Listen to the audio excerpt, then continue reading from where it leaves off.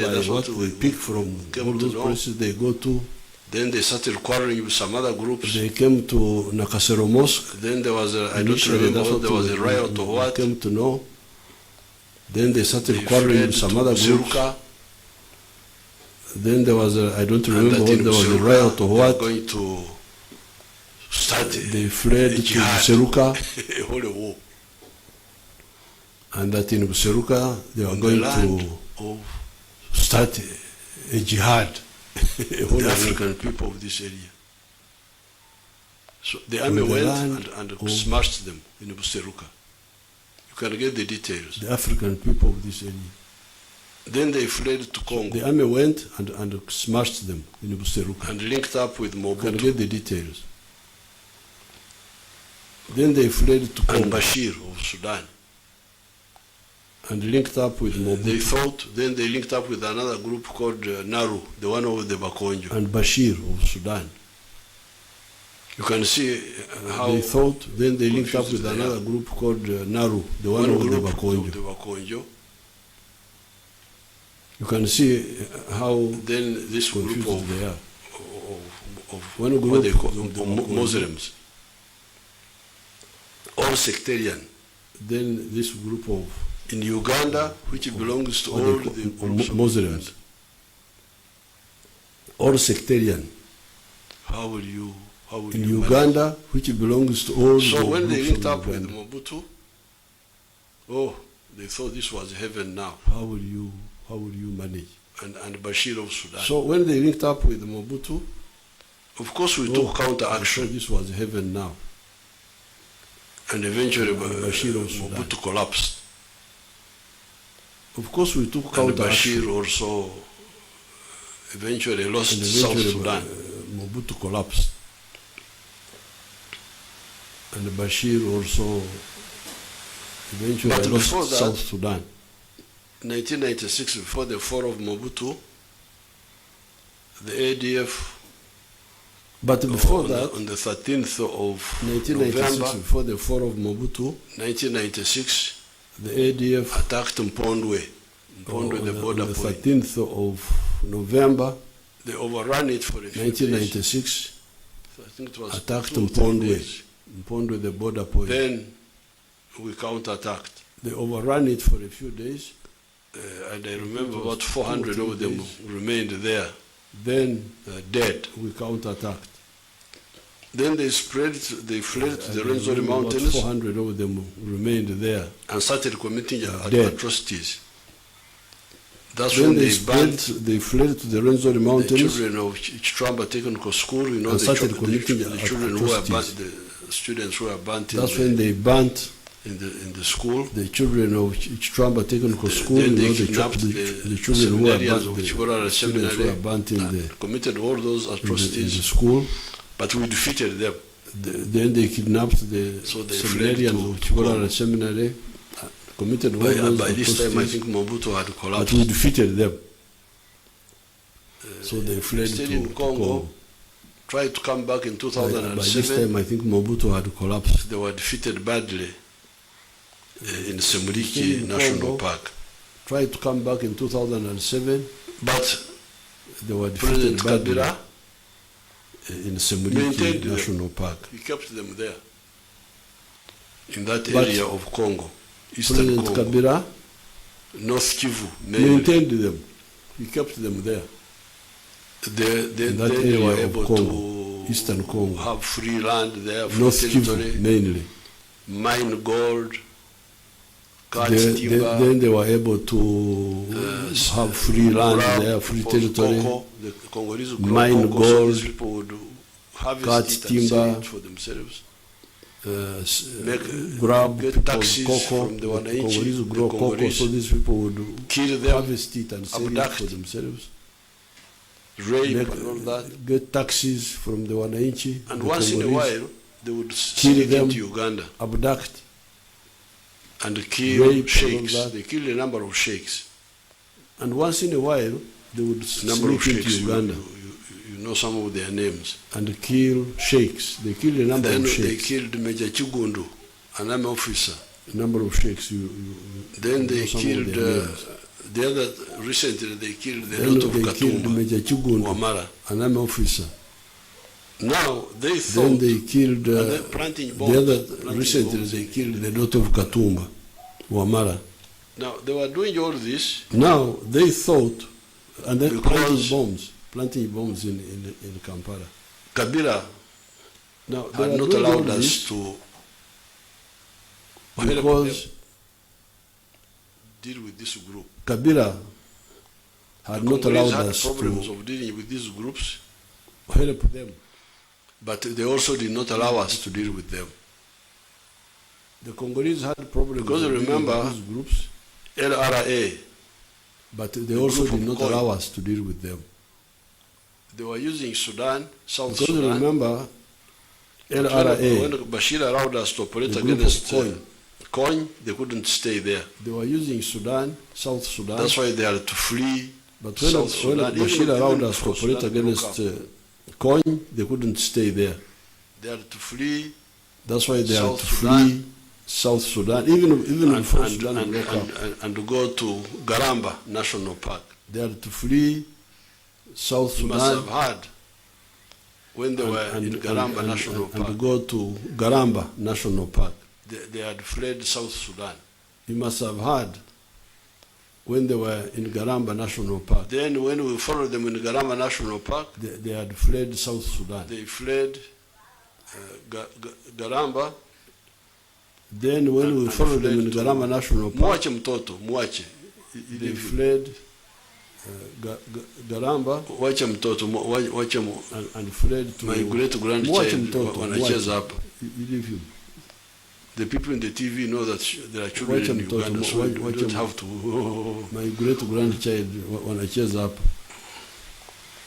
The people in the TV Mbera know o that baleka there are ngebiba children in Sunday Uganda, kukola. so you don't have to. Tibakole beta Sunday kukola. N'amazima tegali mu bo. Mbera o baleka ngebiba Even the Sunday people of kukola. TV, we have got children here, so Bakole you beta don't have Sunday to worry. kukola. Now Don't switch off the TV tegali mu because I'm bo. talking about children. Huh? You, the people of TV, we have got children here, so you don't have to worry. So listen to the message. Don't switch off the TV Children, because I'm what- talking about children.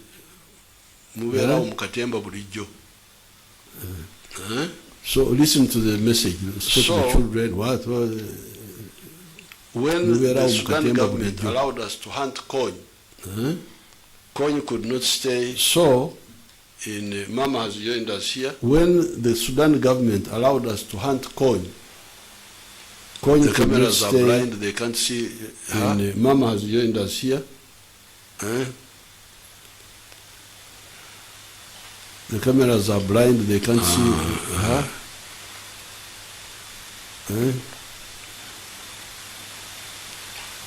You will see her. She's with us here.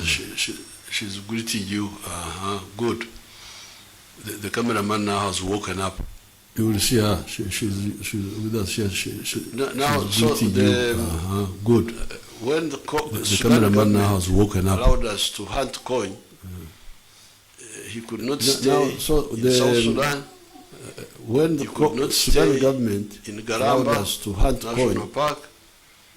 he could not stay in South Sudan. Even in Central African Republic, He could not stay he had to in flee, Garamba to go to National Park. Darfur. That was the end of He coin. could not stay. So therefore, the even in ADF Central staying African in Republic, Congo, it was He had to because flee and go to. His Excellency That was Kabila the did end not of allow coin. us to hunt those people. So therefore, the ADF stayed That's in why they were Congo. there, thinking that they are in because heaven. His Excellency But Kabila did not allow us to. We hunt those exercised people. strategic patience. That's why they were We didn't there, want to thinking start that they are fighting in Congo heaven. because of the But harboring we exercised strategic ADF. patience. We kept on We begging, didn't want please, to start fighting Congo allow us because to help of you, allow us to help you, until of harboring in ADF. Kept on 2021, begging, please, November, allow us the to help Congo you, allow us government to help allowed you. us Until to operate against in ADF. 2021, Now, November, that was the end of the of Congo ADF. government allowed us to If they had operate common against, sense in their heads, ADF. they Now, should that have was known the that there end is of no it- way they can of survive. ADF. If they had Once common sense in their His heads, Excellency Tshisekedi allowed us to work with they the should have Congo known army that there is no way they and can clear survive. that area. Once these are people who are not wearing allowed they are just there work with the Congo themselves Army and clear that area. But these are really people who are not well informed. They are just there even deceiving themselves. yesterday we were on them. So many of them have been killed. But we have really hit them. Even yesterday we were people on have them. been liberated. So many of them have been killed. Right now, here in my and so many people have been I have liberated. some young girls. Right now, here in my escaped here in the room at different times. I have some young girls when we were attacking the camps with these people. Escaped at different times when we were attacking the camps of these people. Give them some cameras and they Watoto, speak. mnaweza kutoa nani yenu, mnaweza kuongea kwa radio. Msiongope. Give them some cameras and they speak. Mnatoka wapi? Toa nani zenu waone vizuri. Msiogope. Mimi kwa majina wananiita. Mseme mnatoka wapi? Natoka Burundi. Niko na miaka 25. Mimi kwa majina wananiita. Naishi South Africa na mume wangu. Natoka Burundi. Akaniambia niko na miaka 25. Aliniambia naenda kazi. Akikutana kazi iko vizuri ataniita. Akaniambia anaenda kazi. Akatangulia akaenda. Aliniambia anaenda kazi. Alipofika akikutana kazi iko vizuri ataniita. Nimfuate kwenye hiko. Akaniambia nichukue basi. Akatangulia akaenda. Alivyofika akanipigia simu akaniambia nimfuate. Tanzania, Burundi. Akaniambia nichukue basi kutoka South Africa. Akaniambia nipite tu mara moja niingie Uvira niendelee safari mpaka Tanzania, Burundi. Akanikataza kupita nyumbani kwetu. Akaniambia nipite tu mara moja niingie Uvira niendelee safari mpaka Bukavu, mpaka Goma, mpaka Butembo. Nilipofika Butembo akaniambia ananitumia mtu akuje kumchukua penye yuko kwenye hoteli. Akaja mbwana akanigusa hivi. Akaniuliza kama mimi njoo Mama Mubarak, nikamwambia ndio. Akaniambia njoo nikupeleke penye mume wako yuko. Nikaenda, nikapanda moto. Tukaenda nikazidi kuona kama bunaenda kuingia. Ilikuwa mida jioni. Nikamuuliza mbona hadufiki? Akaniambia usijali, tunaenda kufika penye hiko. Mlikuwa mnakwenda kwa mguu na moto? Gari? Pikipiki. Pikipiki, okay. Bukaingia akanifikisha kwa mwananchi Mleya Mkongomani wenye walikuwa wanaishi mashamba ya kuli. Akiniambia lala hapa, mume wako atakuja kuchukua kesho asubuhi. Nilizofika pale nikaanza kuogopa. Lakini nikajikaza nikalala mpaka asubuhi. Asubuhi nikaona majeshi matatu wanakuja kunichukua. Wanaanza kuniuliza kwanza mume wako ni nani? Nikawatajia jana nikamwambia anaitwa Hamisi Haruni. Wakaniambia kwa tukupeleke. Yeye ni Burundi? Bwana yangu. Anachangiwa wazazi, mamake ni Mtanzania, babake ni Mkongomani. So wakanipeleka wakanifikisha kwenye kampu penye wanaishi. Nikaanza kusikia wanatoa matakibi. Nikaogopa. Nikawauliza sasa hapa mnanipeleka wapi? Akaniambia wewe tulia. Nilivyofika pale wakaita wamama wawili, wakaanza kunisearch. Wakanitoshea pasipoti, wakanitoshea pesa zenye nilikuwa nazo, wakanitoshea na simu. Wakaniambia tulia kwanza hapo. Nikanyamaza, nikatia fujo, nikamwambia mimi nataka kurudia nirudishie kitambulisho changu mimi nirudie. Wakaniambia tulia kwanza. Nikatulia. Abu Wakasi akaja. Akaniambia Mama Mubarak, ukitia fujo hapa tunaishi chini ya Qur'ani na silaha na jambia. Ukitia fujo wanaishi chini ya Qur'ani na silaha na jambia. Silaha na jambia. Killing people. Sasa nilivyokuwa pale nikazidi kutia fujo. Nikamwambia mimi nataka kurudia nyuma, nikatia ukaidi. Wakaniambia haya tulia. Nikakaa pale. Mume wangu alivyokuja akaniambia njoo kwanza tuongee kidogo. Akanipeleka pembeni. Akaniambia mke wangu mimi nakupenda sana, lakini ningekwambia kama niko hapa haungekubali. Unajua nyewe wanawake akili zenu hamwezi kukubaliana na hiki kitu. Nilikuwa nataka watoto wangu wakuje wakufie kwenye silaha kama gisi niko hapa na mimi nitakufia hapa. Nikazidi kutia fujo. Nilijotia fujo sana. Niko namwambia nataka kurudia. Yeye mwenyewe akaniralisha chini, akanitia jambia hapa. Akaniambia ukitaka kurudia mimi mwenyewe ndio nitarudisha kwa njia karibu nitakukata. Nikanyamaza. Niliona jambia kwa shingo nikatulia nikaogopa. Nikaishi naye hivyo hivyo kwa kuogopa. Baada ya siku nikamuuliza, sasa hapa umeacha maisha yako mazuri, unakuja kupigana kwenye vita hivi, unatafuta nini? Akaniambia, mke wangu, acha nikwambie ukweli. Hapa sisi, tena ananiambia usimwambie mwanamke yote, wanawake mko na rugambo. Hapa sisi tuko hapa kupigana, tunabuzabuza Kongo. Hatutaki Kongo, sisi tunataka wapi? Tunapigania Uganda. Hata kutoka kwa Mzee Jamiru tulikuwa tunafanya nini? Tunapigana tufanye nini? Tupate Uganda. So sisi hapa kupigana kwetu ni kupata nini? Uganda. Mimi nikanyamaza. Nilivyokaa naye baada ya masiku madogo, Juni lingia na watoto wawili. Umoja agikufa. Hali ilimshinda kuvumilia chakula kibaya. Maisha ukuja na watoto? Nilikuwa na watoto wawili. Akakufa, alivimba, akaanza kupasuka pasuka, akakufa. Nikabaki na umoja. Nikatulia, nikaishi maisha mabaya kuteseka. Na yeye alikufa. Walivyompiga wa UPDF alikufa. Bwana yako? Huyu Mkongo, Mtanzania. Yaani naweza nikasema ni Mkongo ni Mtanzania vyote juu ni wazazi wake wote. Sasa UPDF wakamuua. Wakati gani huyo? Alikufa mbele ya Mularo, yeye ndo alitangulia kufa. Mularo naye alikufa nyuma miezi ya nyuma. Alikufa hapo miezi ya nyuma kidogo. So yeye alikuwa na watu wake wanamchunga juu, ndo alikuwa anawafundisha kutengeneza mabomu. Alivyokufa wakaanza kunishika vibaya, nikaanza kuteseka na mtoto wangu. Mtoto anateseka, anavimba, anapasuka, hata nikiwalilia hivi vindaga vidogo vimkende hawezi kunipa. Ninateseka na mtoto, tunapanda milima, shuka, mvua, jua, mtoto kwa kumgongo mpaka na yeye akakufa. Mtoto wa pili. Palianza kufa yule mdogo, wa kwanza ndo alikufa nyuma yake. Nikabakia pale, wakawa wanatuambia UPDF wakiwabana, wanawabaka, wanawaua au wanatia jela mbaya sana. Tukawa tunaogopa kutoka. Wanawaambia kwamba mkienda kwa UPDF tutawaua. Na watatubaka au watatutia mjera mbaya sana. So tukawa tunaogopa kutokana na vile wanatuambia. Lakini nilivyoona ilikuwa grupe yao wenzangu walikuwa 14.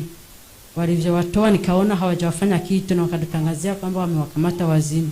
Na mimi nigatia nia. 14 walikamatwa wakati gani? Umoja wao ni nao wawili wenye tuko nao. Tuliwashika kabla ya wewe.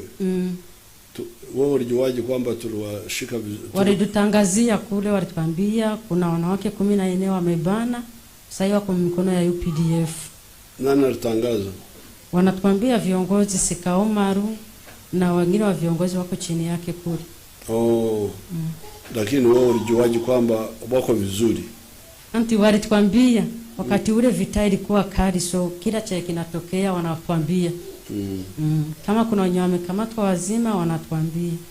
Na mimi pale nigatia nia, nikasema chenye kitakuwa kikuu sikuwa tarudia kudupiga, mimi nitatekingi cover, ni wasubiri wanisaidie.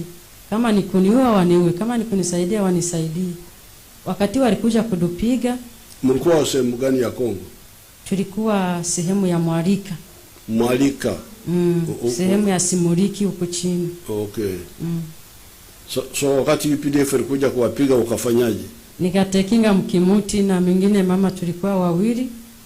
Tukatekinga, wako wanatuambia kimbia, njoo wale UPDF wanakuja kuwakamata wawapeleke wazima. Wagapiga bomu kwa ule komanda tulikuwa naye, alikuwa anaitwa Amiri. Fragment ikampasura kwenye mguu kidogo, akakimbia kituacha pale, na sisi tukapata bahati ya kubakia pale. Walikimbia nyinyi mkabaki pale. UPDF kawakuta hapo. Tukisikia UPDF wako nasema songa, twende. Na sisi tukaita, mkoja mtusaidie, tuko hapa, tunaomba mtusaidie. You shouted. Niliwaita. Uliwaita? Wanisaidie. Okay, kale sasa. Asante. Unavuga Kirundi? Urakizi? Ndakizi. Urakizi Kirundi? Okay. Na watoto wengine?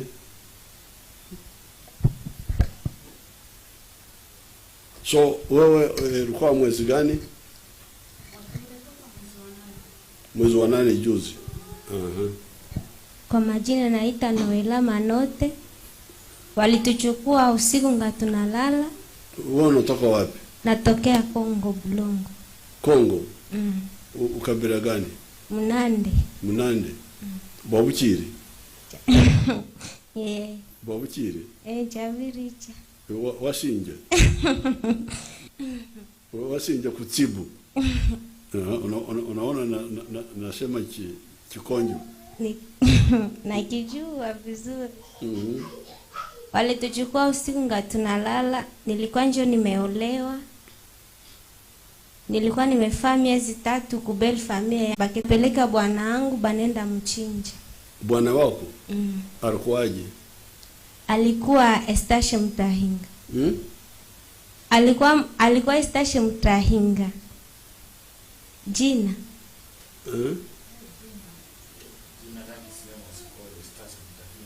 Okay. Tuliona walikuwa washachukua wengine pembeni, walikuwa wamewatosha mwingine. Bwana yako bado yuko? Walimuua na jambi. Walimuua? Gisi tu bana tukutanishaka, bana chukua, bana beba basijana, babwana bana bau. Ulikuwa kijijini? Walikukamata kwa nguvu? Bali tuchukua usiku nga tunalala. Upande gani? Bulongo. Bulongo iko wapi? Iko kule Kongo, karibu na Beni hivi. Karibu na Beni. Kwa hiyo mlikuwa kijijini, wakaja wakaoa bwana yako, wakakuchukua. Wakanichukua. Walikuwa washabaniana wengine wa msika, nao na washaoa wengine. Tulikuwa wa bibi wa 6 na wa bwana wa 4. Bakeua wa bwana, baketwacha sie, wa bibi 3, bakeua na wengine ba bwana. Baketupeleka kule mkambo kwa mzee Mralo. Tulikuwa tukefika, nilikuwa niko na mimba nyenjo na famu mwezi moja. Nikezaa mtoto wenye tuliendaka nao kule kwa kambo. Mmoja yupide fike mbanie. Sasa nikebakilia kwa mie peke. Ndio na mimi sasa niliangaliaka nikibakia kule na UPDF elimchukua elimuokoa. Elimuokoa? Eliwashambulia? Walitupiga kule kusemuliki. Semuliki? Sasa niliona kisi yameenda, tukefika kule tunakuwa nakula vibaya. Tunakuwa nasema tunaongea na wandugu wetu, wanatuliza kama tuko naongea vinini. Tunakuwa nasema tunatatoroka, banasema tuketoroka bana tukata kichwa. Ndio tulikuwa kule tunaishi tu maisha ya boka, tunakula vibaya. Wakati mzee Mulalo alikufa, UPDF iliua Mulalo? Elimuua. Ilikuwa kishamuua Sekabwakasi akirudia yako. Sasa nilikuwa nimezala, wakenipatia mume Amiri. Wakupatia bwana mwingine? Wakenipatia mwingine bwana. Sasa tulikuwa tuko na nimefaa kwa mwaka 1. Tulikuwa tuko natembea kule pembeni Ataliha, tukienda anguka kule muambushi ya UPDF. Baketupiga pale masasi, majeshi kerudia ingine nyuma, Sekabwakasi akekimbia mbele. Sasa sie wabibi tunatembelea katikati. Ndio nikiambia wa ndugu wangu nise tulale, tusiseme tunafanya nini, tunatawanyika. Tukesimama, nikeita UPDF nisema mkeo mtusaidie, walitubanaka tushatesekea huko.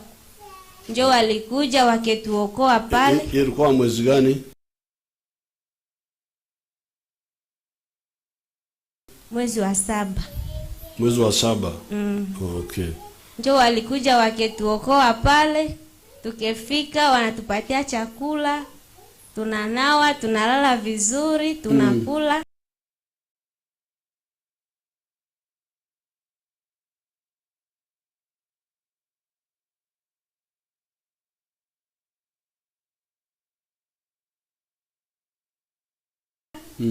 Nasema Mungu awabariki. Okay. Washinje kutsibu. Asante sana. Amanya gange mpitibwa Nansubuga Mariam. Uli Muganda? Uli Muganda ddala oba? Ndi Muganda mwennyini. Ovaawa? Ndi wa Ndejje. Ndejje. Ndejje waffe mu ddwaniro? Ndejje y'amakulu bita? Oba ye Kampala? Ye Kampala. On the way to Entebbe? Okay. Okutuuka kwange mu ADF nalina emyaka 7.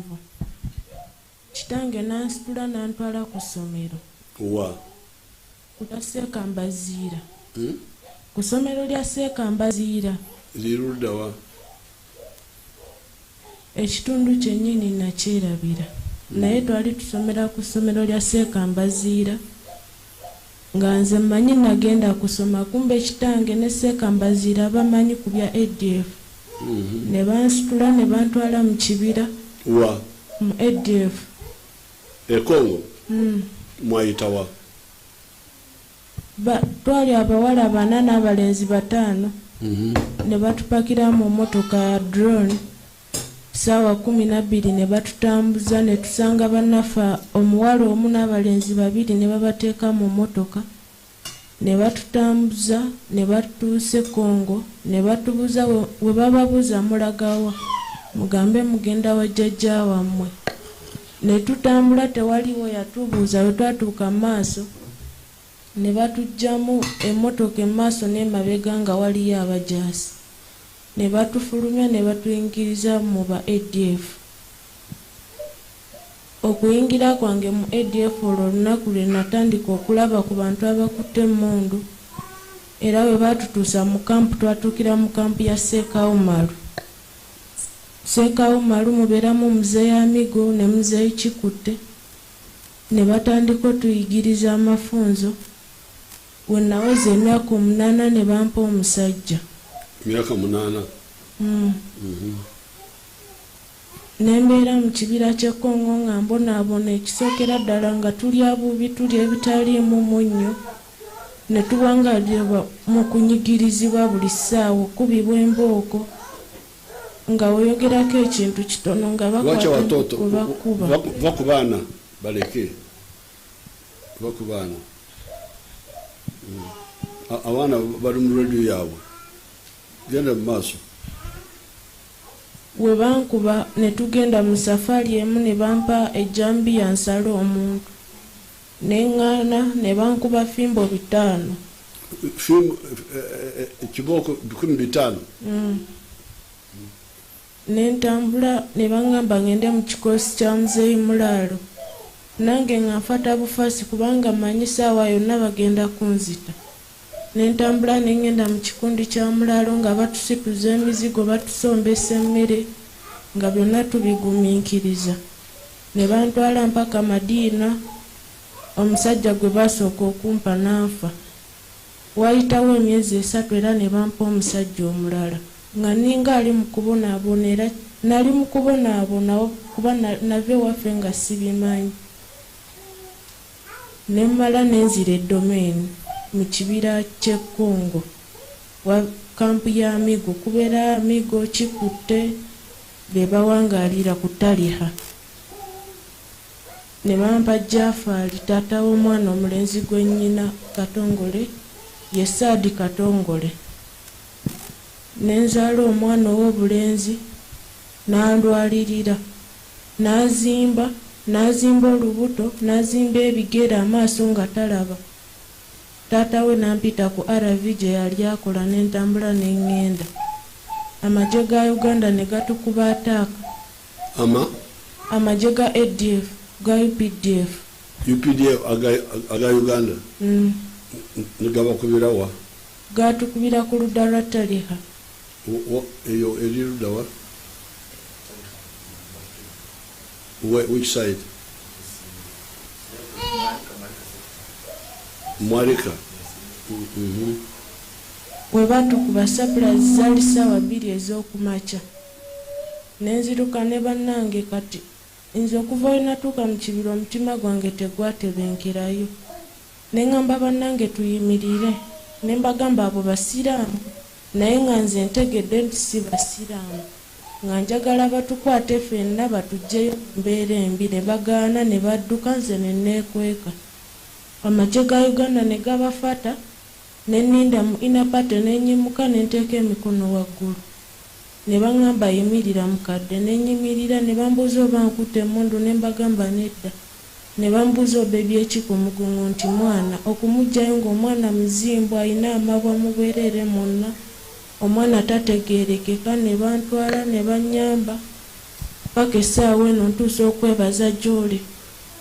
Neebaza nnyo kubanga mwatujja mu kibira mu kubonaabona kwonna kwe tubaddemu, ne mutujjayo ne mutulabirira ne mutuleeta mu mbeera ennungi.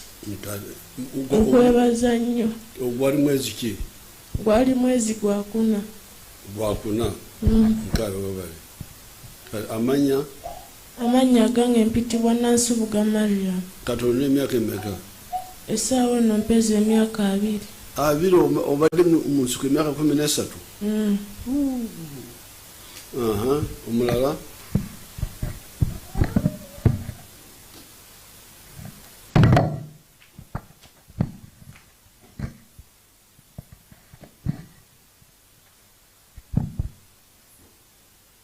Jina langu naitwa Divine Kalume, natokea Kongo, Goma, North Kivu. Ndiko kaniko kunyumba. Uko kabila gani? Munande? Mushi. Sema Kishi mnasalimia namna gani? Mianzi mwi.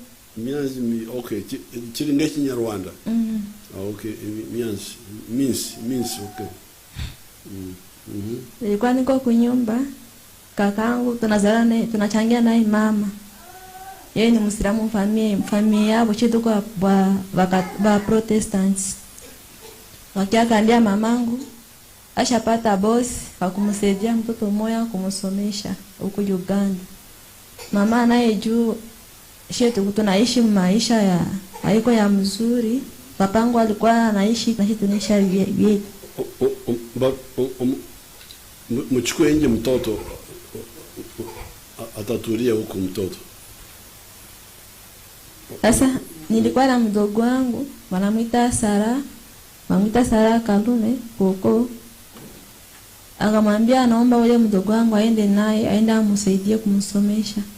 Mamangu naye akakubali, akamwambia Divine utawasindikiza wende wana nafasi wanaishi takwenda kuwatembelea. Mama akananiambia nikamwambia mama. Kuwatembelea wapi? Uganda, ndivyo aliambia mamangu. Uganda wapi? Alisema Uganda, tia shirika Uganda.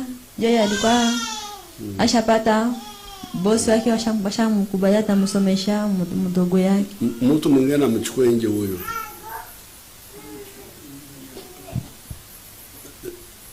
Nansubuga umaze kwogera oyinza kumutwala.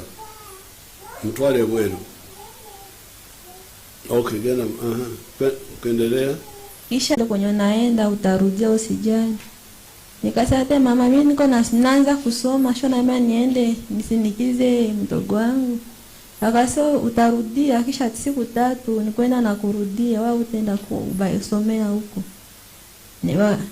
Sasa niko na rafiki yangu anamuita Colonel Mamadu, nikamtumia message ule kakangu akanipigia simu akaniambia na tumanisha munani pichi takia kuwapeleka takutana huko mbele mimi nachukua kupesa kwa kiwanja cha Nyoni.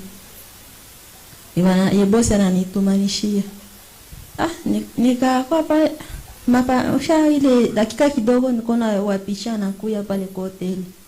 Akanya wadada kapia na sasa nikene wachukue tunaenda huku Uganda tutakutana na kule mbele. Wanakuambia Uganda lakini wanakuchukua Beni.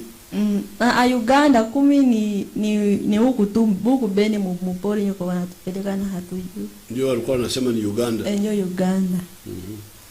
Tukaingia kupichi tukaanza enda. Mlikuwa na wapichi anatembeza dakika kidogo anasimamisha. Iko napiga simu unani. Anaongea lugha ya tusikia tuelewe. Nikamwambia mimi naona hapa nani sispe. Sina siku hapa na roho iko sawa. Nikafuta pigia mamangu simu, nani simu yangu ishaisha moto. Nikasema Mungu tu atuchunge. Cha dakika kidogo tukona tunatoka mu gudro tukaelekea mupori kwenye Kibira. Mwenye Kibira. Nikasema nikamwambia huyu wapichi. Mbona tunaacha tena? Hii ilikuwa mwaka gani? Ilikuwa 2013. 2013. 10 years ago. Miaka 10 nyuma. Umekuwa kwa podi wakati huo wote. Umetoroka lini? Nimetoroka ni make ni maneno mingi. Nikafika tukafika pale sasa alitama pingia kupisha. Basi utakuja kunielezea baadaye. Sasa ulikaa mwaka kiasi gani porini? Nilikala muda mrefu porini, miaka 10. Niko porini. Na kutoroka umetoroka umeokoa vipi? Nimeokoa kila siku napendaka kujitosha. Kisha nasema mimi naficha wanakia chikuta na kia ananitosha kwenye mimi najificha. Anapeleka watoto mbele, mimi nashinda kisi ya kutoroka. Nani? Yeye chikuta alikuwa baligawia ka chikuta. Chikuta dio. Ndio alikuwa bwana yake. Wakati ulifika polini walikupa bwana. Ukazaa na watoto naye. Nikazaa watoto 3.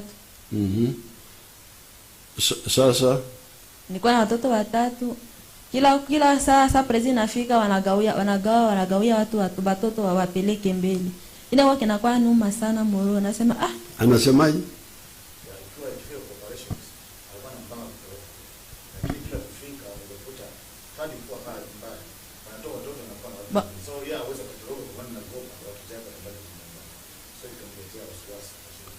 Watoto walikuwa wanaweka sehemu nyingine. Wanawatia mbele kwenye anatembelea yeye. Ni mimi nakuwa nyuma. Wakati mnatembea. Okay.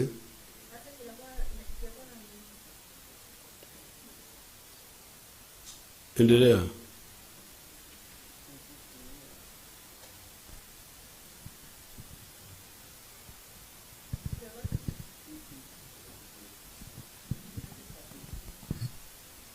Ikako kinaluma kila siku sana moro. Nasa kwa siku tu moja Mungu atanisaidia kanatoka na watoto wangu. Sitaacha mtoto wangu kupori hii ya mateso. Hiyo siku mama tukaka tunaikaa nyumbani. Nikamwambia mtoto wangu alio usipate papa kule kwenye walinda muruchiko yao. Nikamkataza usiende huko hata njani na kuluma baki hapo. Tutakunani tutekufia hapa. Ndio kama hapa masaa saa 9 ya mchana na waliko muruchiko chikute na amigo na seka umaro na mobindo na odongo wanaikaa huko. Sasa surprise ikakuya mabomu. Watu wote wakakimbilia kwenye position yangu nilikuwa naishi. Wakakimbilia kwenye nilikuwa naishi. Bakaanza tuambia sisi tufuate huko. Mimi nikasema mimi leo sitawafuata. Nikasema moro. Mabomu yalikuwa ya ndege. Mabomu tu ya RPG, mamota. Masasi mengi. Nikasema nikalea mtoto wangu, kalea mtoto mwangu mbele, mwingine ngabeba nyuma. Akijana nikamshika kumkono. Watoto wako wote watatu? Wote watatu. Mwingine nikamshika hivi kumkono. Wale wa mama walikuwa mbele na huyo Weraso. Akama, "Divini unaenda wapi kule?" Nikasema, mimi napitia njoo huku yudo, huku watu kuna sukumana sana watoto huko wanatuluma napitia huko. Sasa nikarudia nyuma huko, nikaenda mbele kidogo nyama siko natokea. Nikatafuta mti nikekaa chini. Nikalalia hivi watoto mama siko nalia sana, nikawachia hii video wasilalamike. Na viko wanatutafuta. Wenye wanabaki nyuma. Ule kijana akatafuta lalamika, nikamshika mdomo na nguo. Nikamwambia achafute muda inafika wa kutoka kwenye pori. Walikuwa wanavimba, sasa kana kuwasaidia mimi. Sasa UPDF akaja akakuta hapo. Hasa maseli Nyamanza, nikawaita UPDF. Nikamwambia papa naomba kunisaidia, niko naomba msaada. Ndio wakakiwa wanalalamika, nikasema niko hapa naomba msaada. Ndio sasa wakakuja wakajitokeza, akasema alikuwa mwezi gani huyo? mwezi wa 8. Mwezi wa 8 juzi? Oh. Ilikuwa upande gani? Ilikuwa upande ya Sekaumaru. Hiyo ni wapi? Huku nani pake ya Irungu. Ndio kutumia walitu. Irungu. Irungu ni wapi? Domain hapo.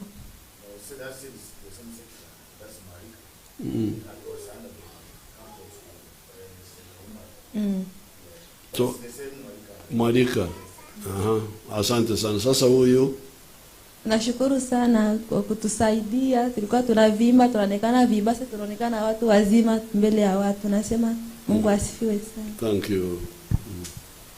Na mimi kwa majina naitwa Bizumkama Amina Sole. Nimetokea Burundi na mume wangu aliniambia tunaenda Kinshasa, amepata kazi. Nilikuwa na mtoto mmoja. Tukapita Rwanda, tukapita mpaka Goma. Mpaka Butemo njo tukaingia Mkibira.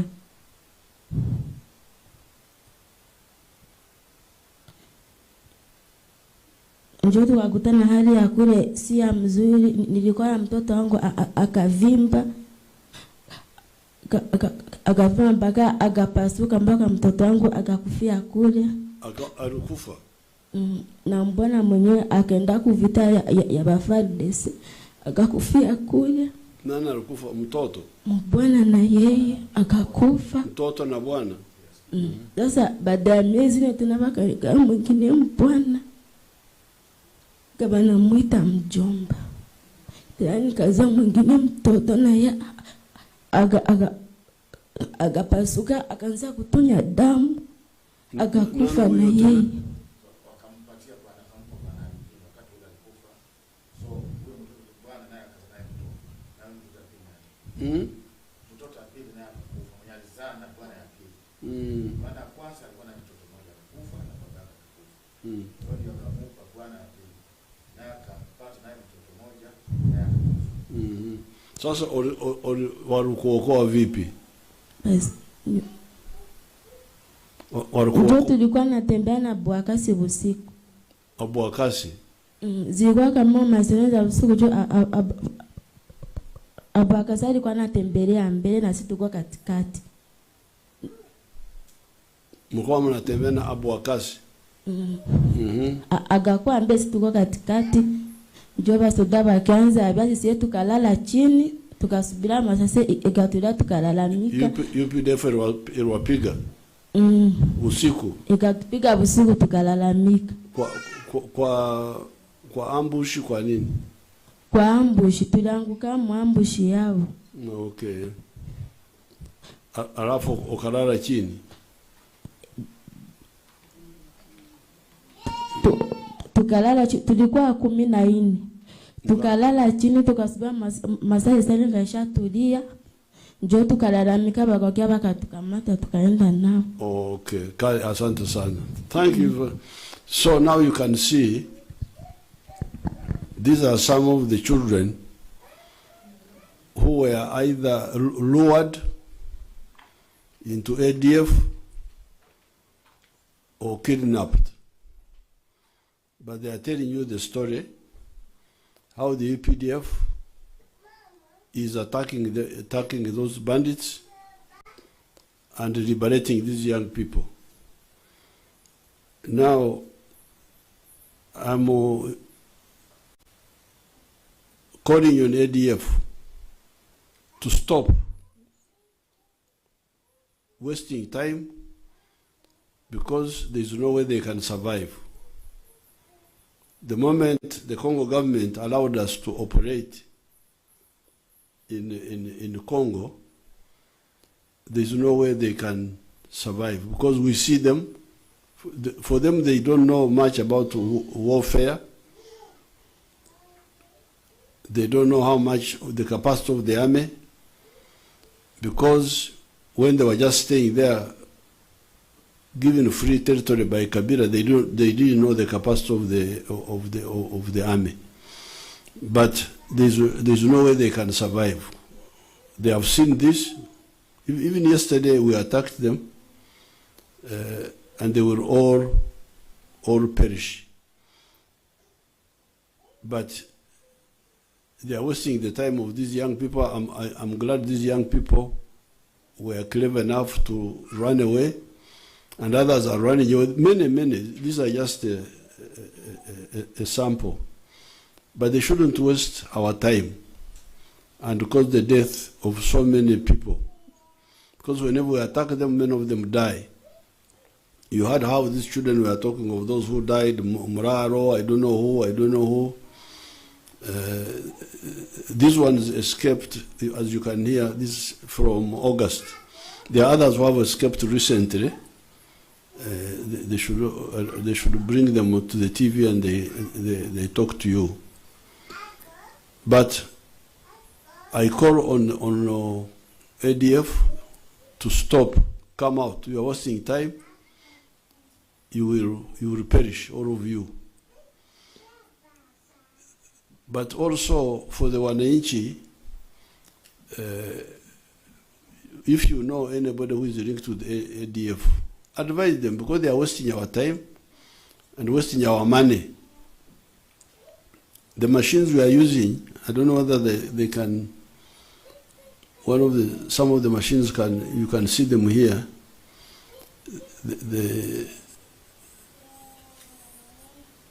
Some of the machines which we use,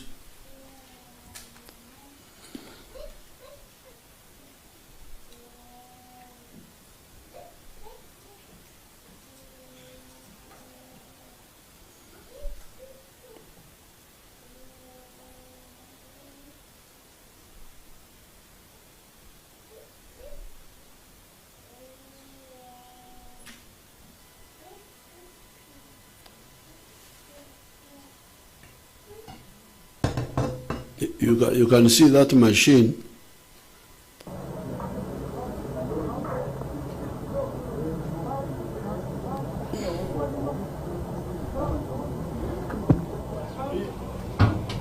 You can see that machine and all those bombs.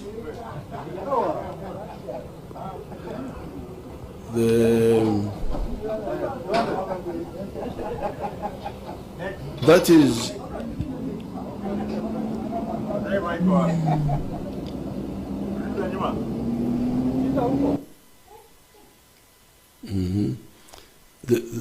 you see, first of all, those machines are very expensive. Secondly, the fuel they consume is a lot of fuel. Then the bombs, those bombs, which we are using to hunt these criminals, this is the money which we should be using for your development. But we can't ignore these criminals who are killing people, and that's why we squander money on these,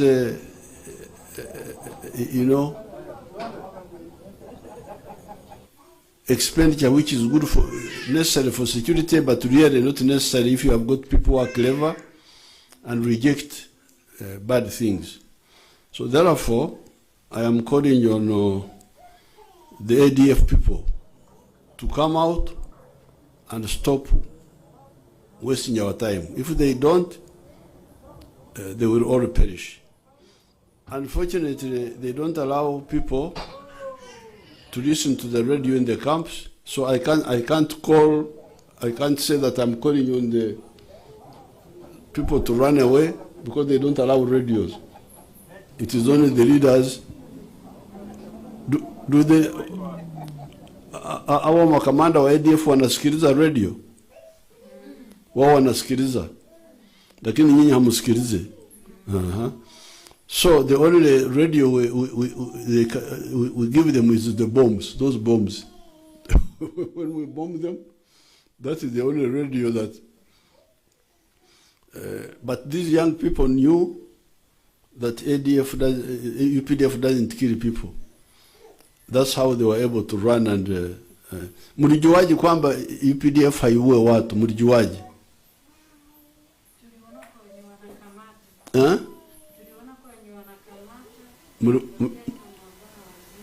Mliwaona? Nani na watangazia? Wanasemaje?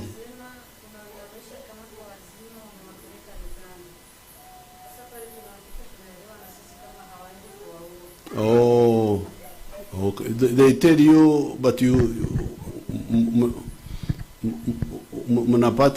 mnajua kwamba hawaue. Ndiyo. Okay, asante. So therefore, this is my first point tonight, that the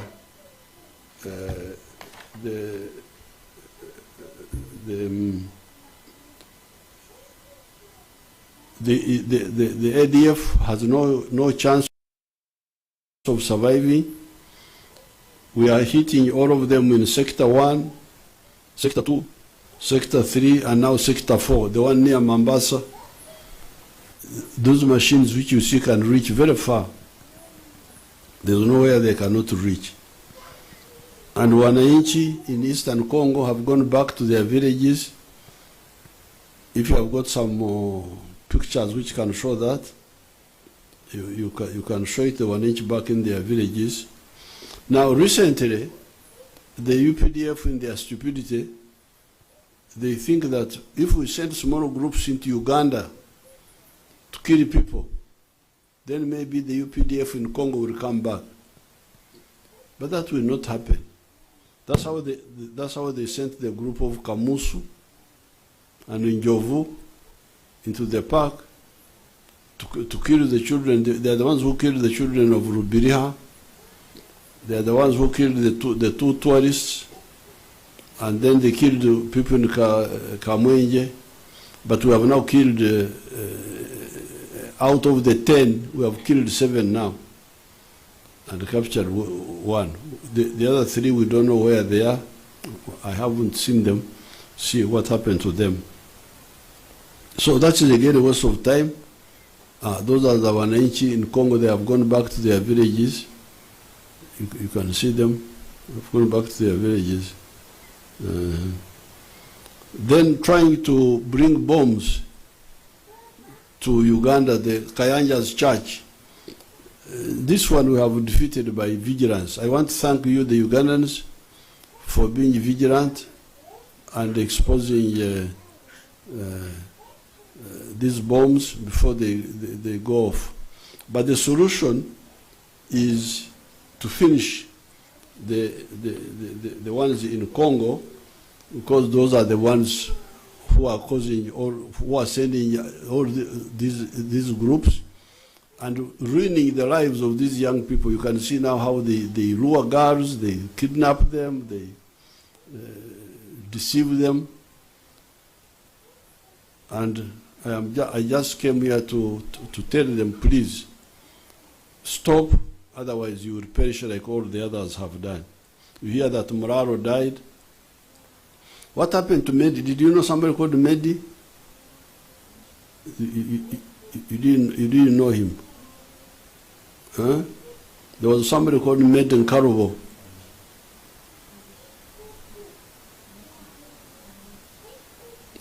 Some of them they don't know them. Now, the main point I wanted to mention to you is to update you what's happening to ADF and to use this occasion to tell ADF to stop, come out, otherwise we have all the capacity. As long as His Excellency Tshisekedi has allowed us, you have no chance. We shall finish you. Now the second and final point are the pressures which some foreigners try to put on Uganda to interfere in our internal affairs. Those documents of mine from Lalam, where are they? Lalam, tell them how to bring my documents. Now, those who try to put pressure on us, they don't know. Kwa sababu tumemaliza, mnaweza kwenda, mnakaa nje, Nitakuja kuwaita ni wawage baadaye. You can go and have some tea outside there.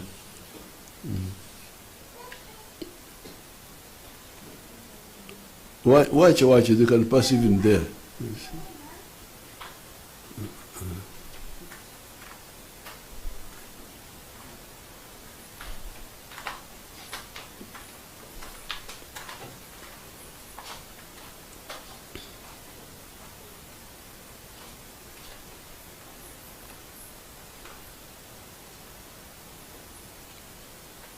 Now, these people who try to put pressure on us, first of all, they are not well informed. They don't know much about us. Yes, this part of Africa was colonized, but it was colonized because of our chiefs. Our chiefs are the ones who had the weakness because of selfishness and greed. They would divide our people, and we could not unite to defend ourselves. Otherwise, I'm waiting for some documents. The society itself, community themselves are very strong communities here. And the quotations I'm waiting for, which I thought they had brought already, were by a man called Stanley, Henry Morton Stanley, who came through here, first of all in 1874, but the one I'm quoting is 1887, 1889, when he passed through here. When they bring me the quotations, I will read them to you, and I would want you to read them. Where are those documents? Huh? No, should have brought them before. So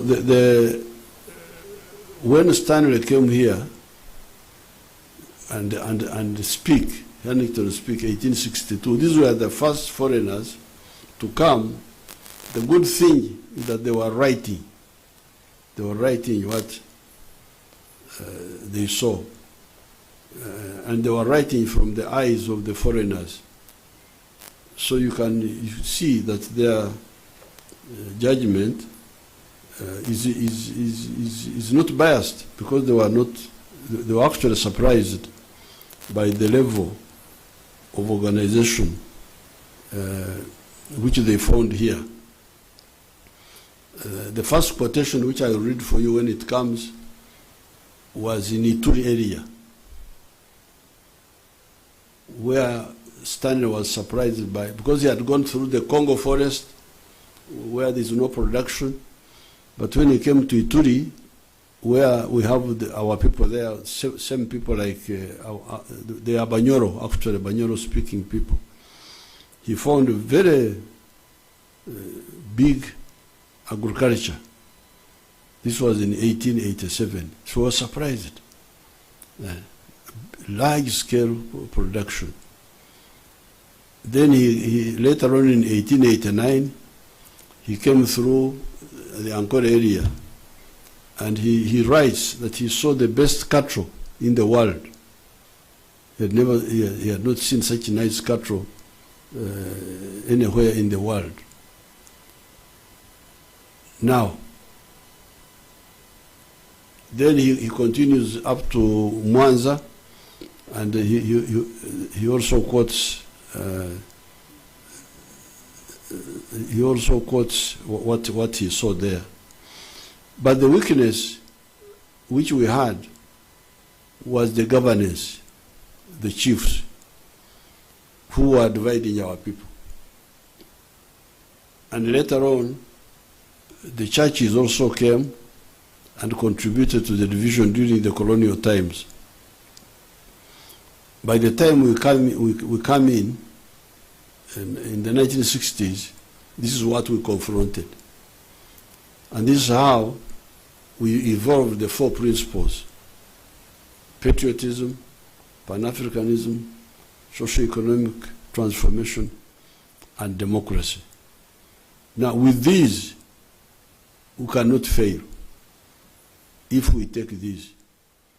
And you have already seen what has happened. You can see the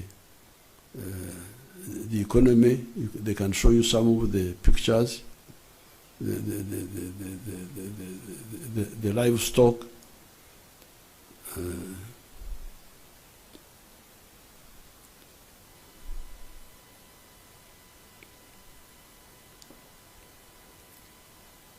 Those are the factories.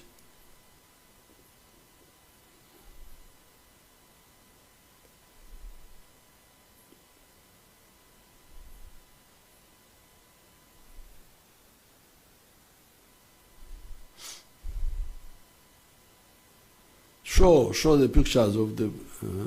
Those are the cows.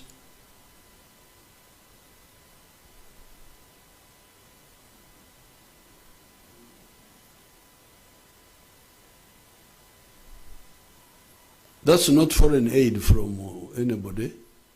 Those are the ancient cattle of your people.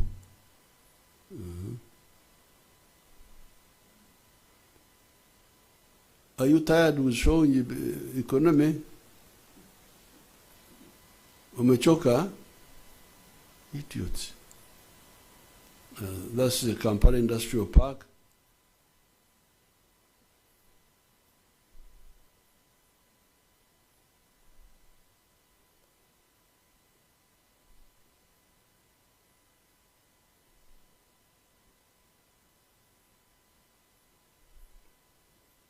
That is what? Coffee or what?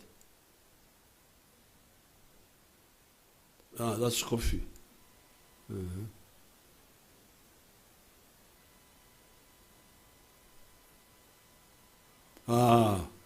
Byenyanja. Nairo patch. Nairo patch. This is not any other patch. Nairo. Byenyanja byaffe bya wano.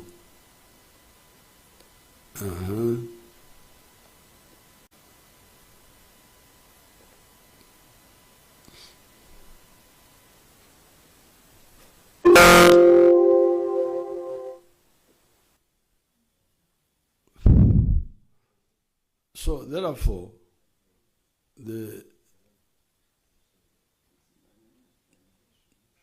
those are the bananas. You can see them.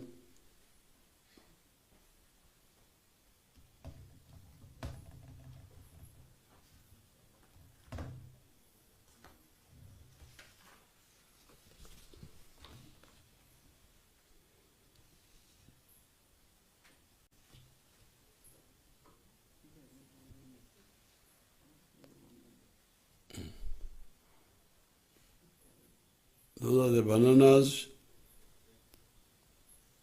chicken,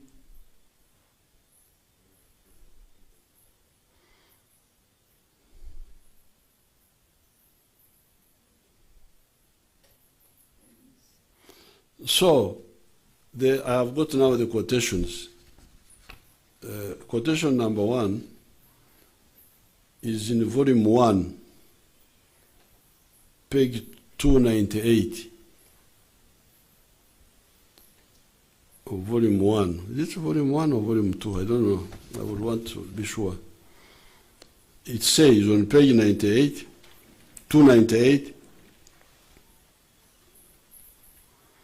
a march of an hour and a half in the afternoon, apparently not far from the river, brought us to the populous district of the Babusese. The banana plantations were very extensive, reminding me of Uganda, and their shades covered a multitude of huts. Fields of millet and sesame, plots of sweet potatoes occupied the outskirts of these plantations, and there was ample evidence round about that the land was thickly peopled and industrially cultivated. This is 1889. 1887, this one here. A white man who has never been to this part of the world finds this big production. Now the second quote, this is now on page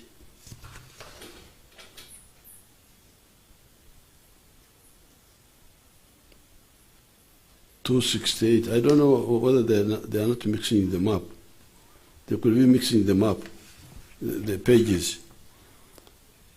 It says, crossing a narrow neck of land, descended into the basin of the Ruiz. The Ruiz, our river, the one in Mbarara. By degrees, the misty atmosphere of this region was clearing, and we could now see about 5 miles distance.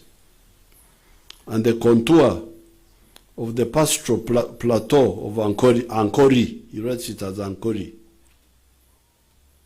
It was not by any means at its best. I think it was a dry season. It was well into the drought season. This is Old English. The dry season had commenced 2 months previously. Hilly range, steep cone, hammock and plain were clothed with grass ripe for fire.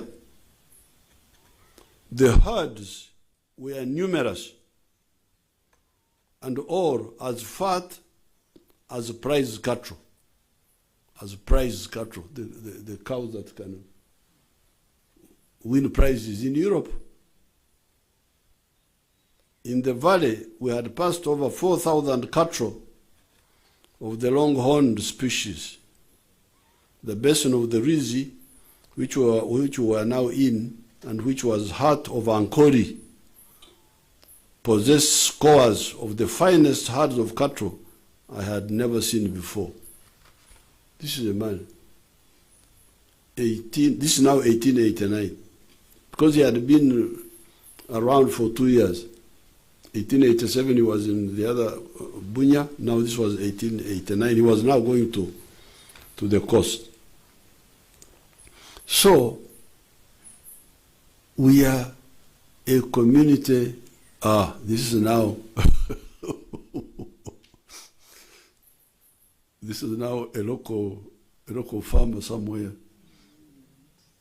A local farmer is escorted by a comrade.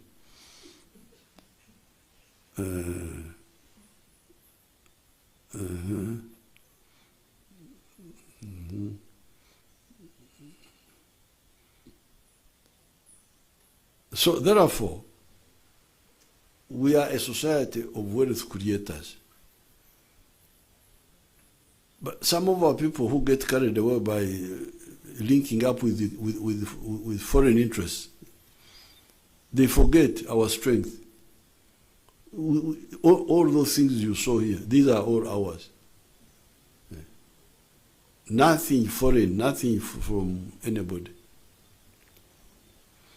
So for somebody to come and say, unless you follow what I'm telling you, I will not,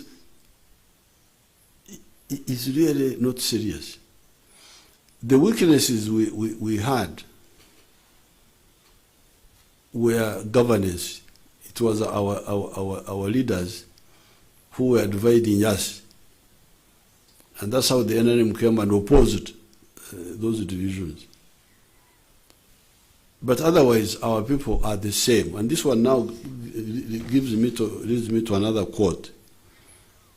This is now on page 422, in second volume. I think the other quotation were also from the second volume, because the first volume, I think, was talking about something different. By this time, Stanley was now in Tanzania, near Mwanza. He had gone through Ankore, through Bunyo, through Toro, through Karagwe. He was now near Mwanza. By a gradual rise from Amranda. Amranda is a misspelling. It must be Rwamranda or something like that. Southward, we escape after a few miles out of the unlovely plains to older land producing a better quality of timber. Before we were 100 feet above the lake, a visible improvement has taken place. The acacia had disappeared, and the miombo, a tree whose bark is useful for native cloth and for boxes, and which might be adapted for canoes, flourished everywhere. At Bwanga, the next village, the language of the Wahuma, which we had heard continually since leaving the Albert Nyanza. Albert Nyanza is the Bunya area, side of Congo, ceases, and the Unyamu, one dialect. Because the interpreters they were using we understood. If you speak in Runyoro, they understand. If you speak in Nyankwele, they understand. If you speak Runyambo of Tanzania, they understand. So for him, he thought it was one language called Wahuma language. Because the people are the same. Because if you can understand somebody's way of speaking, then he's part of you. You are one people. But because of the greed of some of the operators, including the chiefs, that's how they were dividing people. And that's where the weakness was. And up to now, that's still the weakness. If you divide yourselves, then you become weak. But otherwise, if you don't divide ourselves, we are very, very strong. There's nothing that we cannot do. When these people came here, the first time, Huntington, Speak, and Stanley, we only lacked two things. First of all, more knowledge of science and so on. But secondly, governance, being divided by the chiefs. The moment you solve that, there's nothing that can defeat us. So therefore, for now, those who put pressure on us, they're wasting their time. And we don't have to worry ourselves about that.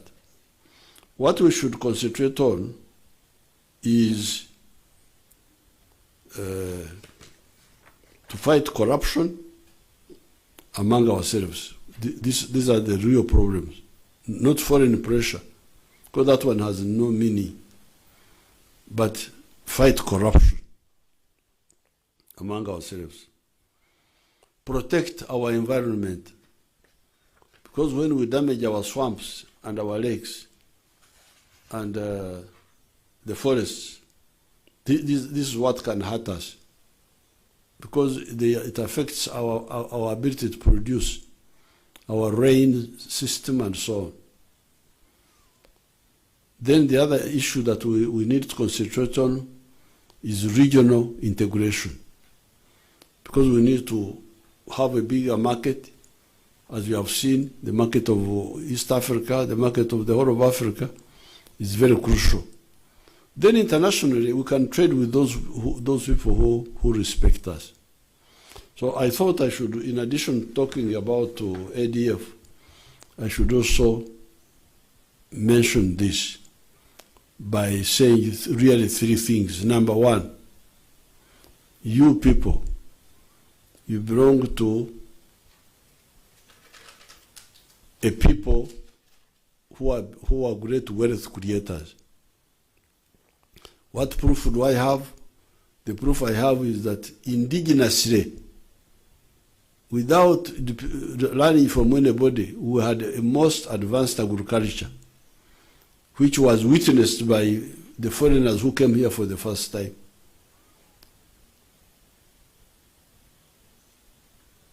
What we lacked was more knowledge. And with more knowledge, there's nothing that can stop us. But secondly, our only weakness was bad governance, bad politics, bad ideology. A strong community, but governed with wrong principles. The moment you solve that, you are very strong and unbeatable. Therefore, let's concentrate on our own issues: corruption, protect the environment, work with other Africans on regional integration. Nothing will beat us. We shall be able to achieve whatever we want to achieve. I thank you and I wish you good luck.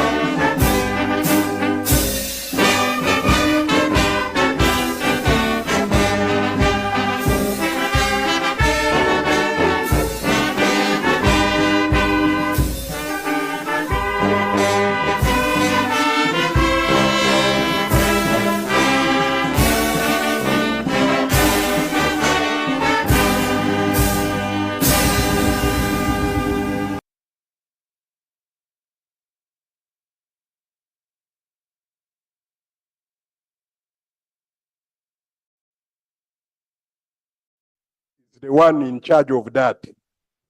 You directed the Right Honorable Speaker that the minister should come with a report, a detailed report concerning the land of person with disability.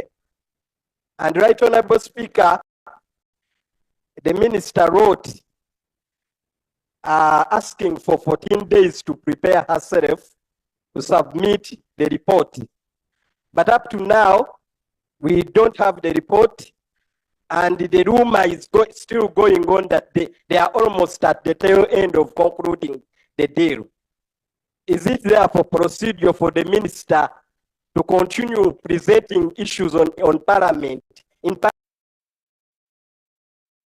ihanga yasobora kuba nabalizaho ihanga ebigambo bye entwijja kuba ntu bitemamu mbugufu then nayo osobole kuba no byetegereza ntusema enya abanyakuliyo nimuhulirize ekyerorezi ky'abantu nkabutosa nkoko twahayirwe engambo yayitu eno ngwe ekyerorezi ky'abantu turoho kumulikira kandi buli omu akusobora kuba narubatira omukumanya bagenzi bayita baliyo nanye mbaye nemurora orubazo rw'ekitinisa president nemukozesa our social media platforms ntubagonza muno imbona mbairo bayingi muno imbona abo butuma mbutairo hano mwebale muno kana kaire kano mucyaro nabanya kubayire nibaturora studio live kuba tubayire na studios ibiri tubayire ya hano nenya kubayire rwakitura antsima technical team abatwayire byomba byayitu rwakitura antubasima muno no kuleta abanyagenze na maraka nanye mukagaleta hano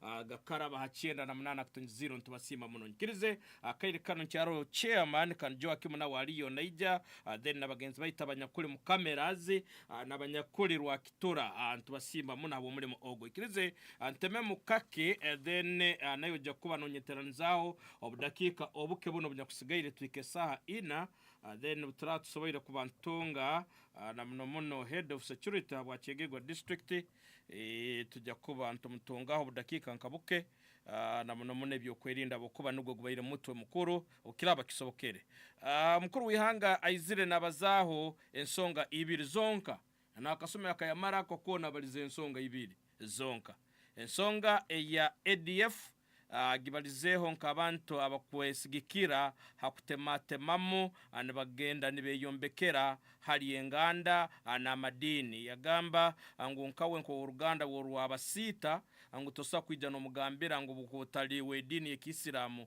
ngo uri mukafiri ekyo yakijumira agamba nti kitibayizira kasomekano aba ADF ngo bakarumba ihanga lya Uganda nawe acyayizire mu busobozi mwaka gwa 1986 bakajya mutano go gwa mpondwe kandi babahambya bagarukayo oyiro hatingo bakongera bagaruka hano mu ijuko bayizire bayocha itendekero rya Kichwamba then batandika ngo kasumikano enyuma aho mu izire nabo babahambize bagarukayo mbibira bya Kongo batandika kutandika kurumba abantu mu kibuga na mbere bayitire Meja Kigundu na kanyuma ekimaririzeyo anko kubayisire muhara wa Minister Katumba wa Mara ngo batandika no kubyara obubomu nibabyara mu bibuga ngo bayitako kali kasumi na mbere president wihanga lya Kongo akabata kabayikirize nkabanya Uganda kugenda kurumba aba ADF bana bali beserekere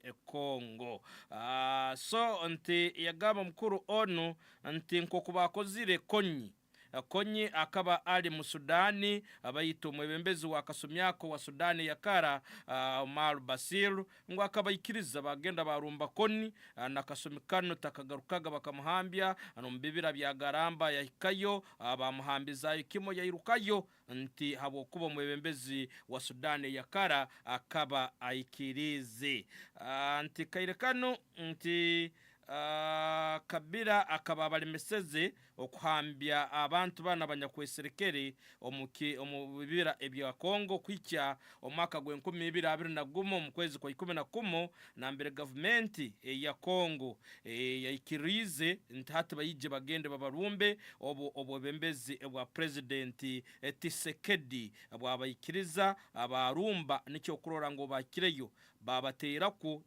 kandi bakubatera ngo nibayita ku abantu bayingi aba ADF anti kasumikano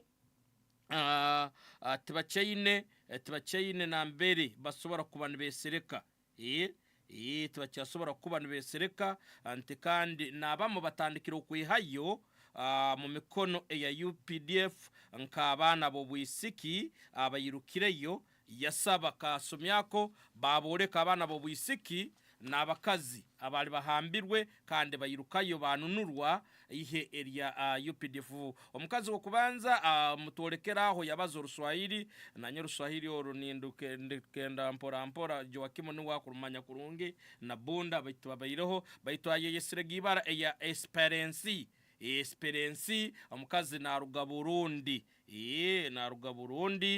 kandi nguwa ketwa mpora mu rugezigeze na yetwa iba yagendera hakapikipiki Ruswahili nsonso bayire kuyihayo ngo bamuraganiza ngo iba najya kwijya mutangire hanyuma aho yayijaba abasirikale basatu abamutwara mpora andi ngo iba ono akabayine abazayirebe eyise mu Kongo kandi nyina mu Tanzania ngo bamkwasa omukazi onu ebikwato bisatu bamkwasa Korani abamukwase kipanka anemundu bino bere mu Ruswahili Ruswahili nduhire yo pora Ruswahili then ngo bamuhereza na kanyamaho ngo bamugambira ngo muri mu gukureseza hano go kutera ihanga eri ya Uganda nkasumyako bambi akabayina abana babiri ngo akabayina abana ababiri bayitu cyo mugisa mubi ngo abana bano bakafa kandi nayiba akayitwa amahe aga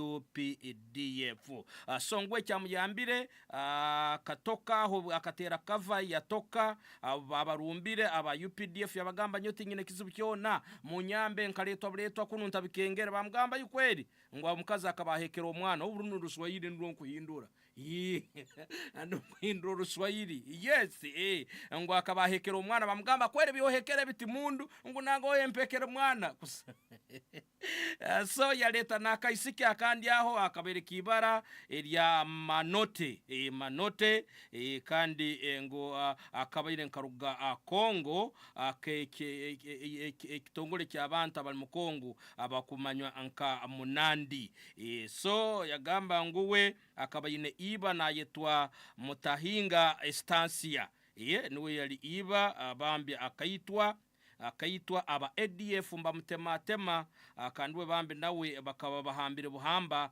babatwere bakabasanga bagwijagira babyamire omukicweka ekya Beni. So mukuru nibyo bayizire nabazaho abakazi bano babazaho ndi abali muganda anu bamweta Nansu buga Mariam na Rugandeje iyo Ruganda mwani muruhura kurongite na ruhindure so odondi ayija ayabazaho omukongo kuruga musi ibara ya divine kalume yes impora so bayoleka abayinayoleka ngo bano bakachwayo kandi bakachungurwa UPDF antini boleka antenyi kale nyakulikuli amazima gali enzibu mono na wecho kitinsa president yasaba aba ADF abacyali yongo muhanike rundi buli mulindire okwerekerezibwa kwanyu. Yasaba abantu ababulikiro nguwogu wena kumanya ino bukwatane bwona naba ADF sangwa wagambakara kandi obagambire nti nibasisa bwire bwa government nibasisa senteze inkeza omukuru yajayoleka ngo nibasisa nebyoma bye yayoleka nemizinga ya mani hano ya sabasaba yayoleka ara mukuru ono tebuhaburu agondize mkintu bino nimpindura bigambo bye etinyine binkongeramo bigambo byo wekitinisa president nibyo ndiyo ninkuyindura so yayoleka ebyome byagamba nibabisisa kubikozesa kandi nakasenta akakubigura ngo mbinywa amafuta maingi nibigura sente jinge za kubenzi tuyamba ngo kole ngudo kali bareson tabigambire bino Justin Mpekyo kuranke ngude ngo sente zina aba ADF obako batakuzisasa kuzisamanga ngo mukugura ebyoma bino byatoleka aza kubayirenze kora ebintu bingi ebyenkurakurana nke ngude then yongera yagamba nti kasumikano ngo singabayire aba ADF bayine radio nka Britop bagitayiro kairekano ngo bakahure bigambo bino amazima gali bako yibarugire yo bayizire mbahanika buhanika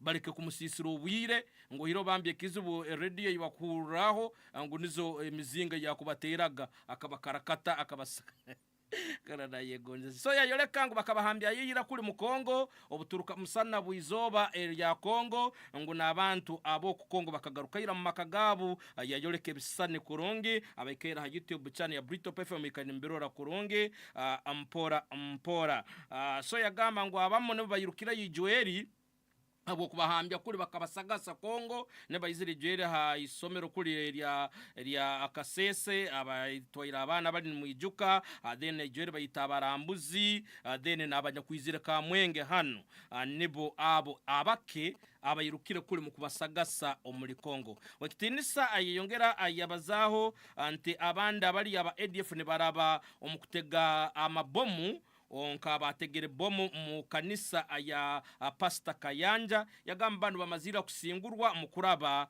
mu bantu kuba bulindara kuba bulindara abo kuba bakabatangira kara so yabasima abanyaganda mwebale kukanura amaiso mukagagunura anka wakame habo kuba abulindara so unteki mulesire kiro kino nicho okutuhereza enyemera kasomekano eyekwatagana na ebintu ebya ADF then no kuongera kujugumbya no kuchomera bana bankagunaga ba ADF enti basemeriro kubana bahanika kasumikano abakuhura ngo abokuba nti as long as nti president Tshisekedi acharo kandalire na akaruro gundi ngo amazima gali ibo nibahwerekera nikiye cyayizira kuba bagambira ekikwatagana na ADF ngwenye mera kairekano babasagasire babahambize kandi nayijo barohaba batire ngo kandi babetekanurize ababe mikona emika abanyakusigayiremo abahambiziwe Kongo yabagamba abanyakwina hukwatane nti mu bagambire karabahanike aho else nibagenda kwerekerezibwa bigambo bekitinisa president ni yensonga yo kubanzegi eye kumulesire yabazaha ADF then ensonga ya kabire yabazaho zirenka yibiri zonka kwa kumbagambire nti nibo aba baheru yihanga lya Uganda abakubatahira ngubo nibazahe bikwatagana nenyetwaza nebikwatagana mu ihangaliye lya Uganda ngo aba mazima gali yabagamba bareke kubateka hakasigiri ngo akasigiri akaka kubatekaho ngo nibakabateka abo kubataba bamanyire tibamanyire Uganda mukuru wona baze bagale wakuba nabaza bana kale yagamba nibabatekaho akasigiri ngo tubakubamanya Uganda ni yeha yayikiriza ngo cyamazima ko cyamananu kikire ngo bakafugwaho amahanga agaheru nkamatwale yes ngo kikabaho baitungwe kibo kikabaho bokuba ngo abanyora bali barohone batwebembera nibali batayinamani banafu nibaleterize ngo abokuba bali batematemere mu abantu batematemere mu abantu mu kwebembera mu kasumi yako ngo baitu ngo abajungu ababandiza kwijanka Stanley na Speaky mu mwaka gwa 18 nsaju dena ngo bakaba birozira hano ngo Uganda ekabe yetekanize kurungi ngo kandi asomerege bahandiko bye babitumisizege manya beberebere nakasera ngera ali rwakitura anya bebere Janet mama byahwire mama nawe yabaroho akizire kurungi yabanasaba kamera azimureke ngo bakahandika kara mu maiso gaba abajungu bakora enchwamu eyibali batakugwera rubaju kandi bakahunara muno habo kusanga orulengo orwabayiraguze na muno Uganda orubali balimu orubasangira hano munuka so nabwe cyatingwe ebyo nibayija bata ngo na muno rero bahikira mu ikicweka cyo bakweta ituli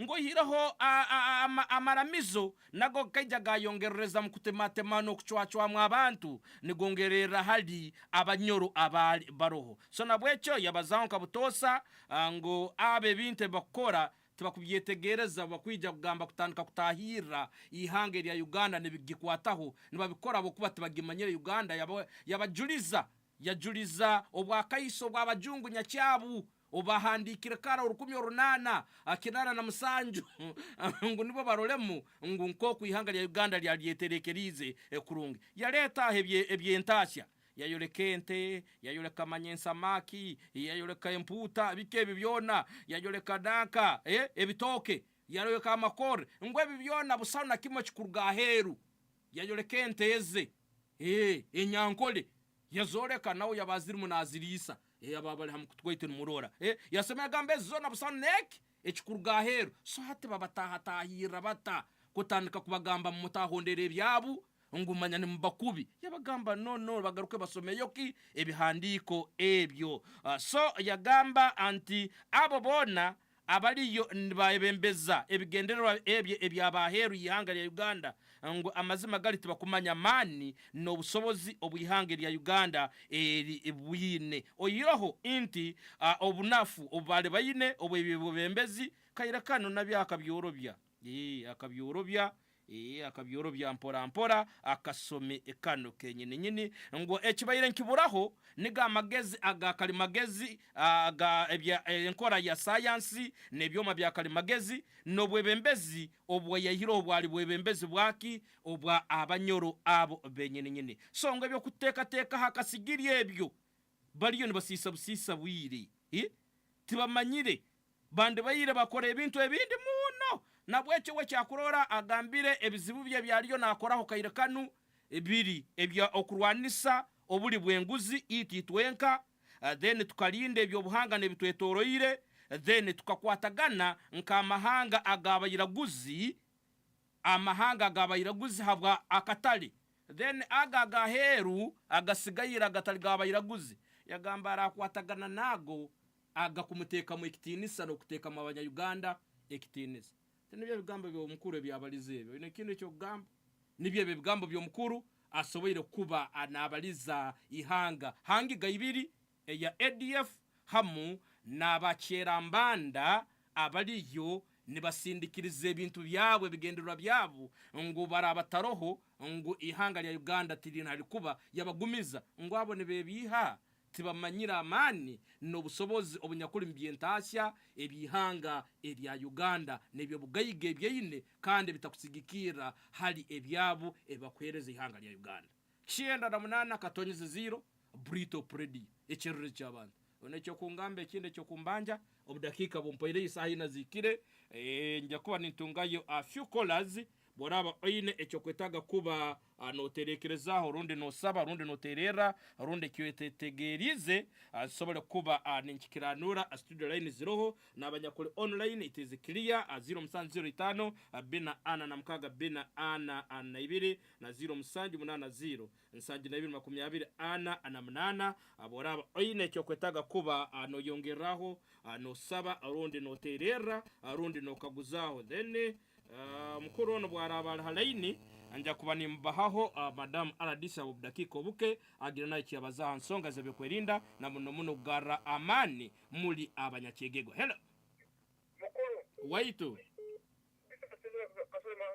ego ngoza kusima mkuru yanga president kabuko Museveni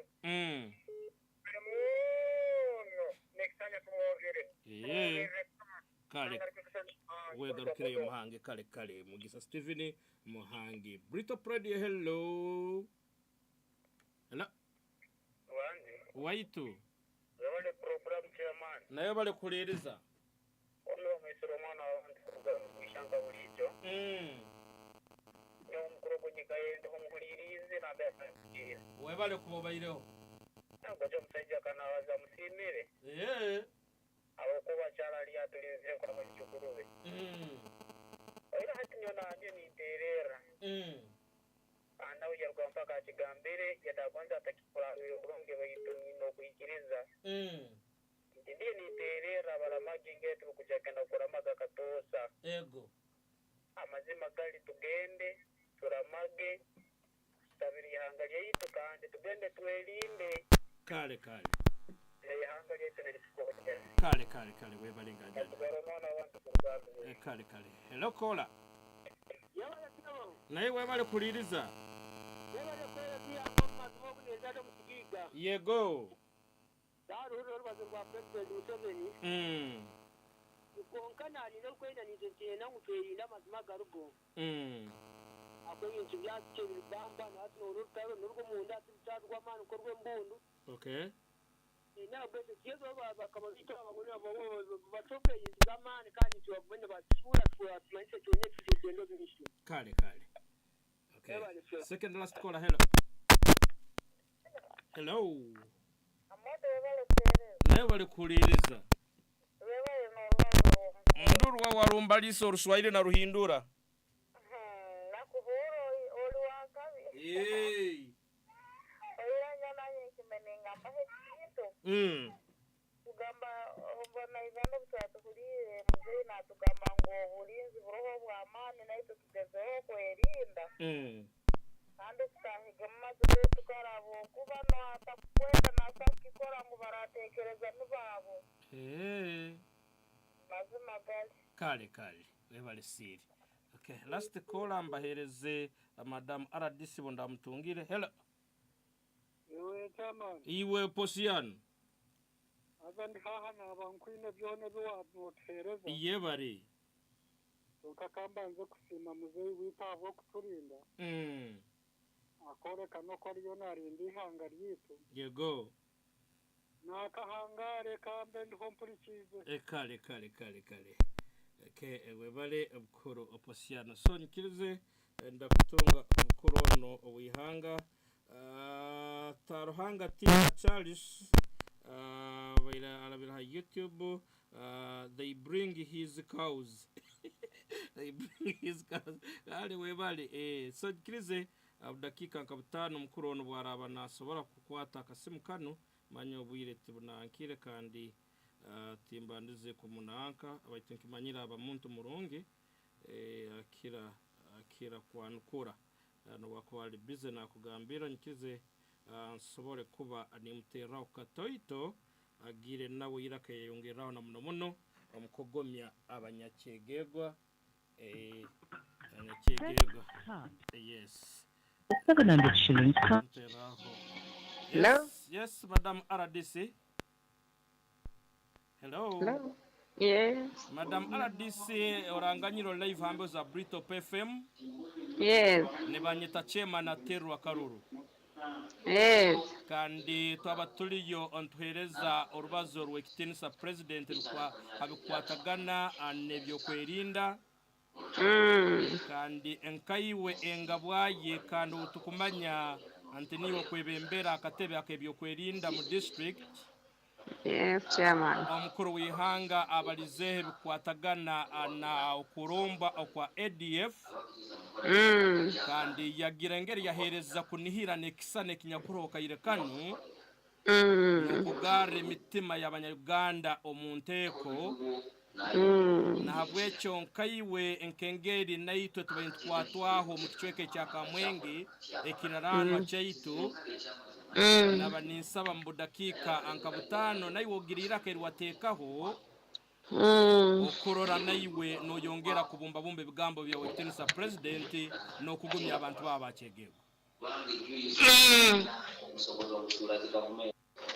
Okay. First of all, chokubanza nimanza kusima chairman ha Brito Perform na management yona habo kumpa kaire kugereke na yongeza harubazo rwa His Excellency. Kandi nsima abantu bachegege nywe na habo busanya na buteka. No kurambira bikuru ya Christmas bino singe ne mirimo yanyu yone mukukora nimba simu. His Excellency actually tugarurire munamani nkihanga kanani ndagara mamani abantu bacyegego namuzo region abahuririze ya DN nyena abo kuba His Excellency strategy ya turekere security is really a lot and we twin equipment is kumara and tuli bamba okutinitiriza abo kuba bakuturwana babanyire kurwana tabari babane bentare bantu abakwega kujya sisa kuwanga kandi abasabire muri nabese abagiyo abo kamba genda kubaita bamera mu bwoni kandi nabali abaruki abari ba ABS baruka bakwatya baborekera TV baborekere mukazi banabakibato konta bakabira mugenzi barukaje sananya kutera kane kugenda abantu bone abana seriyo bafatting ABS activity kubaba kuba very option ohireho kurugaya bakajeninga government yetu bakenjoyinge muri government nkabantu abirikiro muzee tabire tugumizeni tukora emirimo yetu concentrating on our problems as Uganda, for example kurwanya corruption kurelere hunger environment na region integration so ni saba abantu bahurize nywena umitibe bagaruke munda mugaruke mukole business muyiye abapa abana bagenda garuka masomero mukwa kazi abo kuba ADF obuturozere mashina bemuzeza atolekere tubaina nabera kuzu twene kibarakora kandi tubaina nabera kugenda bagenda kuvana kwa so ngikwatisiraho wire security is in charge, government is in charge. Okay. Yeah. Kale awebale bono madamu RDC kan webale hawe gamba na kindi mzee akizira kupeleke kwa chwamu ka NRM maya no kwa chwamu kwa tabantu soka bagara obuntu bikamu wiki so tunakwikara kekipole kwa side aunque kwato kumuntu yobusinguzi ngageterene no bagarumaki enyama so ni baterera kugumizemu as a nation whereby we are well prepared kugumizemu tukora ntuyongera ntuyomboka kandi kweli tutakoleka but surely assurance bitungire that the government is in charge kandi ADF will oblige gena kubaza team therapy PDF is a lot and even all of you in Uganda can be a lot. Thank you very much. kale webale buno madamu RDC ne ogo RDC wachegegwa kandi yabana abazaho hari urubazo rwa president abanyakubaye batondera social media platform irakairi mwahura kandi tumwarura kisane muratuganya twasobora kitunga abayitone ko yasobora kuba nabumba ntukusima muno webale madamu RDC sana bwecho onyikirize nsobole kuba ninkwerekisa ankusime okuruga tandikire kuli kuruga sai 12 entekanize bayire webale yokana kaire kanu atwagibumba ano rubazo orwekitinisa president tuganyira bwentekanize zinde za radio ntsima director abo kutwikiriza tukalemesa entekanize zindi ezabazisemeriyo kubanzi baho yes banywana bayito aba amubende parents aba bayizire kukora atokso ekwatagana ni somero abayito wekitinisa Tom Bright amoti yagamba nangwa akasenta kono bukarabani tuketaga mazima gali nangwa urubazo rwa president muikirize rugende mu maiso nyewenda kabahamu mukuru hano yabayangire manager mukuru amgamba invoice ningitera yongu nyogi impenda gisasura hakiri nakaheya time na data itwa streamingisa yagituhereza kurungu yobalo wekitinisa Tom Bright amoti ogonza abantu bawe okumanyisibwa kandi no kurubatiraga omucherezi enkoko wale Siri radio wagihereza engambo egyo ya echerozi cy'abantu mwikirize atangatangano mu ntekanize zindi abanyakubayire rwa kitura ba Joakim ba Bunda mu tubagondeza urugendo orurungi producer waito webale muno abanyakubayire behind the camera abanyakubayire muterekereza masini na abanyakunkoziro mu bijwaro abanyakunkoziro mu bijwaro mwebale aba treasure boutique mwebale kunjwaza kurunga munjwekere amazima gali abakurora abakuru abo nibankozireho nibankozirehe bijwaro bwebale budo kandi mwebale kunyikiriza ankabahindura ibigambe bitibere byange bayire bigambo byo mukuru nimbigara amurunya kitara mugorobe